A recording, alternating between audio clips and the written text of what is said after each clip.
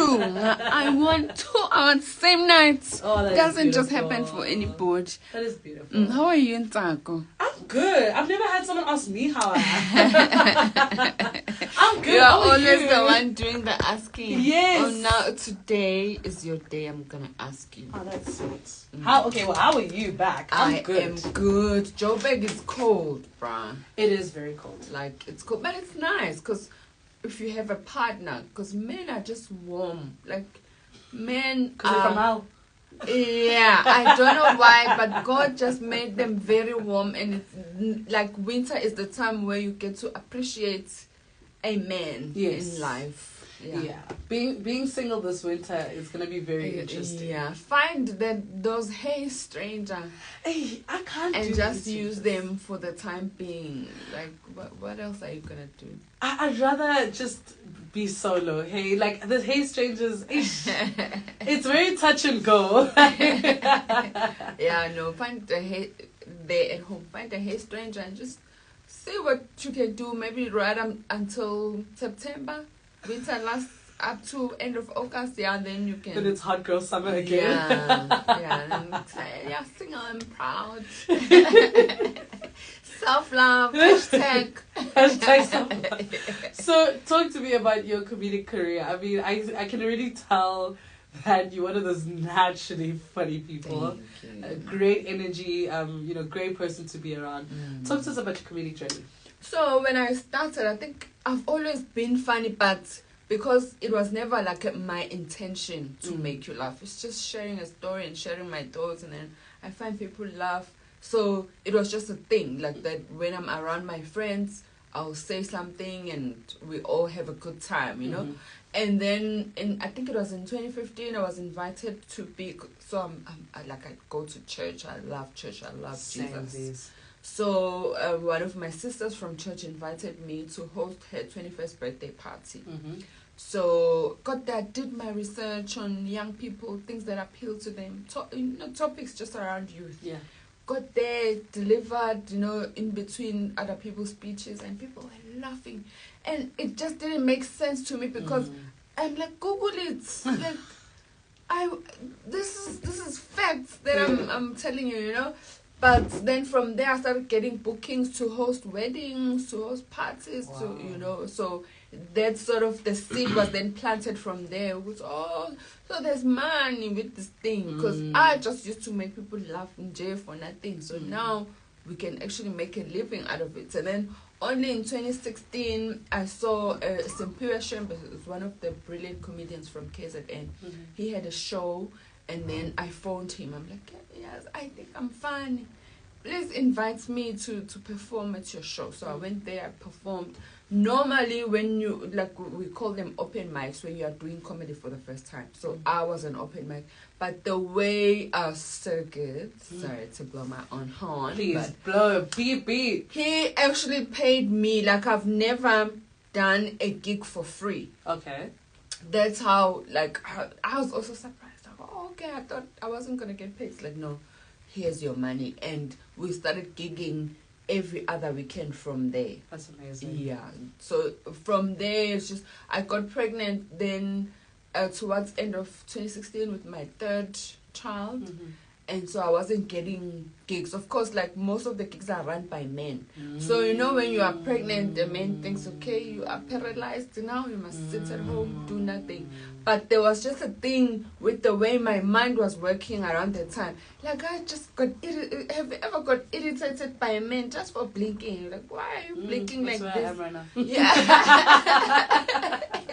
Yeah, I got so irritated by little things. But because I'm a present person within myself, I was able to observe. Because, this is interesting. Why don't I do my comedy around how I feel about my partner during pregnancy? So that's when Women in Comedy was born. So I started sharing my childbirth experiences and going to hospital. Some of the men don't want to go to hospital with their partners when they are going to delivery. So they have no idea what actually goes down there. So now when I'm doing it, they would come to me after the show oh wow, this is so interesting. I didn't know that there was a thing where you actually have to breathe during labor. I'm like, "Nyabona," you know. So it was really nice, and I've been doing that ever since. Till today. Women in Comedy has been around already for 7 years. Last year we were nominated for the Comic Choice Comedy Awards. So yeah, it's been amazing. On the 27th of April, I have a birthday comedy special that's gonna be at the Capital Empire in Sandton. Wow. 177 Empire Road. So it's the first time I'm doing a show in Joburg, my own show in Joburg. Of course, I have a lineup of very funny people: Samari, Apotilolo, and Apotilolo. Oh, We actually spoke to him last week. Oh, nice. Yeah. So it's the first time I'm doing it here, and I am excited because I've always done it in KZN. And then when I need like an excuse to go to Cape Town, I'd have one of the women in comedy there. So like this time I'm including my brothers in comedy, and yeah, I think we're gonna have a good time. So all my ticket sales, I do them on my website, which is www.non.r.co.za, so people can get tickets from there. This is so exciting. I think one thing that I'm picking up from your comedic career is relatability. Being able to relate to people, being able to share an experience. Yeah. But I think, as you're saying that, you didn't know that people thought you were funny, I think it's also the way you deliver things. Like what are some of the important elements within comedy that people don't even realize that you have to master to be on that stage? I think it's just being authentic, because if like there are things that are only unique to you, and that is exactly your superpower. Like when you are sharing your story, it's just unique. Only Ntsako can think like this. Only Ntsako can do that. That's the key element that can make sure that you are sustainable in the industry. If you just being yourself, and there's an element of honesty as well, whether it's not my experience, but if I believe in what I'm sharing, then it's easier for people to relate to it.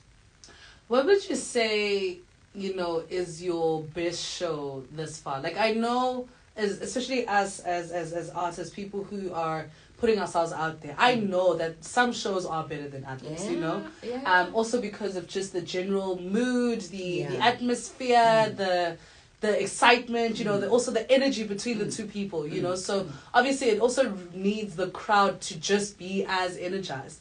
What would you say was your best show so far?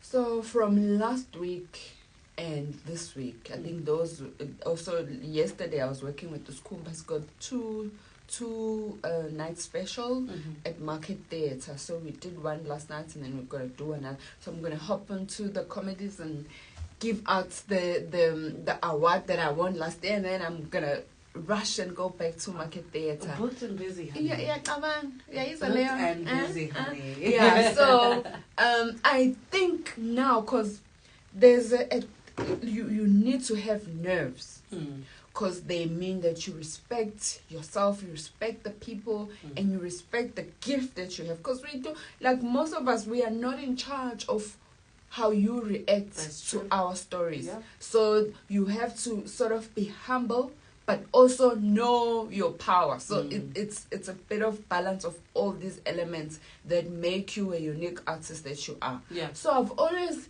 had the nerves, and sometimes once they get too much, you start doubting yourself, and like, okay, so do I really belong here?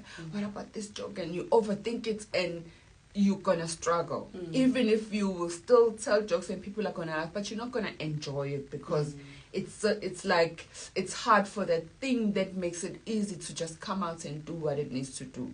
So from last week, when there was the Love Africa Comedy Festival, I was just like, I'm not gonna think about what I'm gonna say, but because I know that I have prepared myself all along, we're just gonna go there, we're gonna have a good time, and we're gonna connect with people. And so I did that. I had a great performance, and of course I'm saying great performance because that was the feedback I got from people. But when you are on stage, you are just thinking about what's my next time, you know. So, but the feedback has been phenomenal, and even last night as well, it was just nice and chilled. You know, I wasn't. You know, when butter is just flowing on a hot pan, you know. So that's how it has been. So I feel like I have grown in terms of understanding myself and because there's a lot of spirituality and just the way you're thinking leading up to your performance, wishing yourself well, but also wishing other colleagues of yours well. It actually elevates you to becoming the best performer you can ever be, because when you're holding other people back, like you are actually holding yourself back 100%. So the magic in whatever art that you are doing is genuinely wishing other people to succeed, and that pushes you to success as well. I want us to go down a bit of a rabbit hole, but I want us to take a quick break before we do that. It is 6:40 Central African time. No Dar is in studio. Hit us up on +276 3406 9126. This is Planting the Seeds. Okay, just to brief you on the rabbit hole, you see what you said now? Like, resonated so much with me. The spirituality, wishing other people well and all of that. I want us to speak about how you prepare for a show. Okay. Some of the things that you do to prepare for a show. For example, with Beyonce and inspiration. I love Beyonce. So she, before performances and all of that, she doesn't eat meat, she doesn't drink, she doesn't have dairy, she doesn't have... Basically, like, the thing is, Beyonce's been telling us that she's a boom goma, the American gomas, but no one picks it up. You know, it's only those ones who are wide awake. Like, that sounds like a spiritual journey. It is. Yeah. So, that's so I want to speak about that. Yeah. Okay.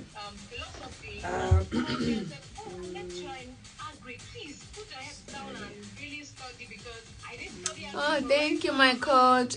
I'm gonna go for a run after this interview, so I'm just wearing a jacket too tight and my purple coat. Thank you. Oh yes. Thank you, coach. 6:41 Central African time. We are joined in studio by award-winning comedian and MC. I see MC. You MC a lot of events. It would be nice for you to MC one of mine. Not ours. I wanted to go down a rabbit hole a little bit because the one thing that people, I think they kind of understand, but they don't understand the depth of it, is our preparation, right? Yeah. I know that before any MCing gig where I have to be on stage and, you know, speak the English that I have to speak. It's Singis, the Singis that they want from me. I always have to isolate. At least an hour before. I isolate, I sit in my silence, I literally connect, and I know it sounds crazy, but I connect with my higher self, right? The souls, Yes, I make sure that whatever I say, I'm a vehicle for what God wants me to impart. But now I can't do that when there's noise. I need to also silence my surroundings so that I can listen to God, like through and through you know? And that's what people don't understand. That's meditation. You know, people, a lot of the time they think that meditation is this evil thing, and I'm like, no, it's just silence. It's silence, and it's you being still. It's being still, it's silence, it's you confronting you in front of God. That's it. And that's my preparation. If I get at least an hour or 2 hours of silence before a gig, I'm good. Like, that'll be a great gig. What is your, I wouldn't say secret, but what are some of your weapons of preparation? It's a lot of prayer. It's a lot of just focused thinking and going to that stage in my head and thinking about what I'm gonna say. It's the food, because food is like medicine. If you are eating the right food, then you're gonna prevent treatment. So it's just an understanding of okay, how do I benefit from this food? Blueberries are good for my brain, so I'm gonna be able to think better when I'm eating this, and less meat, because like meat is not good for us, even though it's nice. So I've also found that when I have given myself time to prepare, maybe like April, I think is probably my busiest month in comedy. Lovely. So I've decided that, okay, from the beginning of April, I'm going to eat this. So I've gone on a pescatarian diet for a year What? before. And then I went back to my old ways. Having a good Every now and then. So for this month, I was like, okay, let me just give myself a break. And because when you do that, you make it easy for yourself to come out and work, and you just glow different. Absolutely. And you know, when you are making these decisions that are different from what other people are doing. So that, and some good music, like I will listen.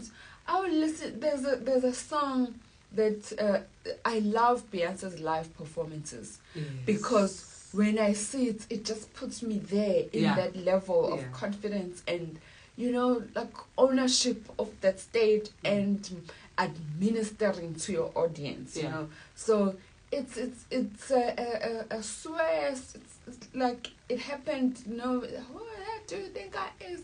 Don't hurt yourself. Remember that? But the way she performed it, it's so commanding, and I just love listening to it before going. Like maybe on my way as I'm driving to the gig, I'll put it on, and it just uplifts my spirits, and I'm able to have a good time. So it's listening to good music, and I also love, because God has blessed me with this comedy thing, and I always ask myself, what can I do to, because God will grant you whatever you want, but there's also something that God wants from you. 100%. So when I go to church, I will sing to the top of my voice, and I love leading, and so it's like, to me, it's a win-win situation. God's people are still able to see that I haven't forsaken, like I still remember who the master is in all of this, and I'm there and I'm able to worship with them, and then I still go out there and I still do my thing. So God is helping me, and I'm able to also go and give back to God. So if Christians are like, yo, come through, I'm always there. Yeah. So that sort of, and more than it being for Christians, it's also for me as well, to just know that I'm serving. Yeah. Because we are all on this earth to serve, love other people, and also feel the love that I will receive maybe from you, or my kids, or my partner, or my community.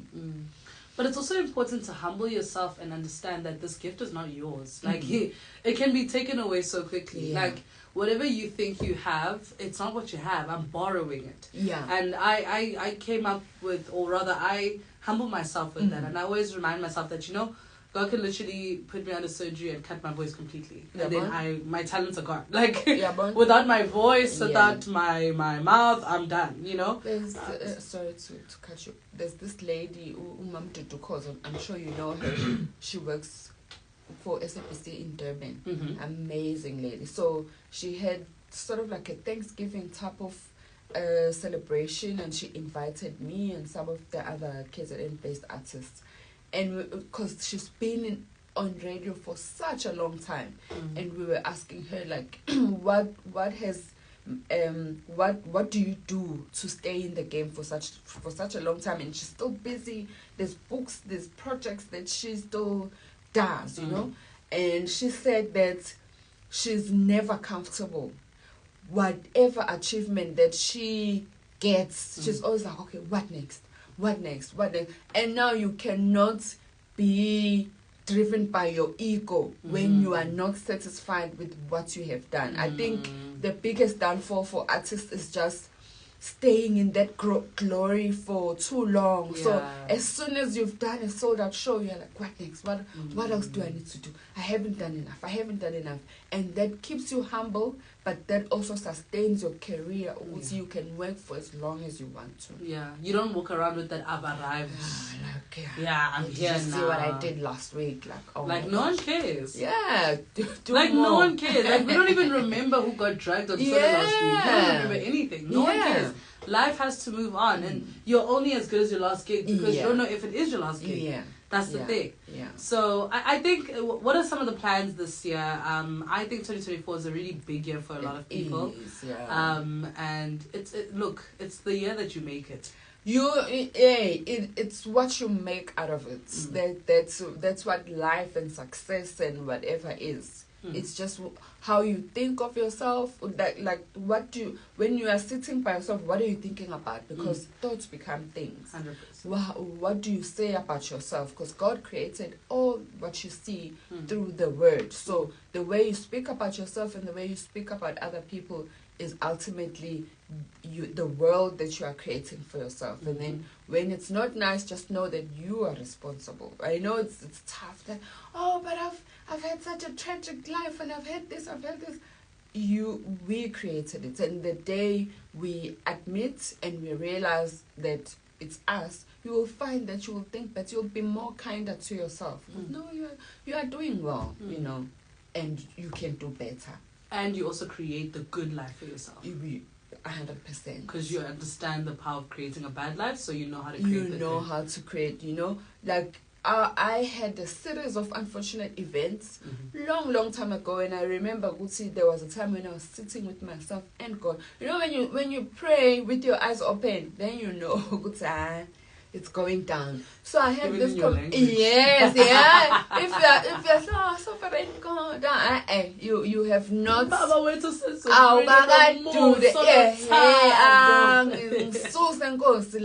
I do not want to be. I know because God said, "Bosa over." He created us, and then He was like, "Bosa over everything." Yeah. So we are here to bosa. It's to be fruitful, like it's you're fruitful, but yes, bosa bosa over everything that is there. So, and like we are masters over creation. We are masters over the animals. We are masters. We are in charge of everything that God created. That's how there a human being is, and the fact that God breathed His spirit, so we have God in us. We are gods having a human experience. So now when you understand all of that, and it's like choosing yourself, because when you choose yourself, ultimately you are choosing God. So you choose yourself over relationships, you choose yourself over all these addictions, you choose yourself over alcohol, which means even if you do every now and then have alcohol, but also make a decision. I know this month I'm just not going to drink, or this year I'm just not going to drink, or for the rest of my life I'm no longer going to drink. It means you know your power, and from now and then you have to practice and exercise that. You choose yourself over a need to be loved, because most of women and men, they suffer in relationships because you have taken all your power and all your glory and you've given it to another person, and this person now can see, goes, I can just press this button and this person is gonna cry. I'm just gonna press this button, gonna go crazy and live with. But when you choose yourself, you know, even in the pain, you know what's it means that this one was not made for me. Bye-bye, Bruce Lee. And you will always find a better relationship. Choose yourself over bad friends. If you feel some type of way, because you have that spirit of discernment within you. So if you feel a type of way about someone, you don't need to know why. Just stay away from them, and later on you will understand. Where can we find you on social media so we can get more content like this? So it's Noto R all over. Noto, I think it's _R on Instagram. I have a Noto R page. TikTok, Noto R. YouTube, I have Noto R channel. And then also on my website, www.notor.co.za, so people can get in touch with even for bookings as well. Go on a website and be able to assist you with your gigs and make them memorable while we are laughing and learning at the same time. So yeah. Amazing. Thank you so much for joining us in studio today. You're an absolute delight. And I love the purple. It's royalty. It's a very royal color. My Jesus. Thank you. It is 6:53 Central African time. Let's take a quick break before we wrap up the first hour of the show. Africa Tonight. Africa, let's talk. From the Auckland Park Studios in Johannesburg, South Africa. Welcome to a journey through the heartbeat of our Thank you, my darling. Oh, siqedile siyabonga. Hi. Me and my short, crusty hair. Beautiful. Ah, no, ngivele ngabrusha nje la endleleni. Abathi sizothini? Sizothini? Sibahle regardless. Whether sigamile noma sigamanga. Ngiyabonga ne. Thanks, my darling. Let's go take a picture. Okay.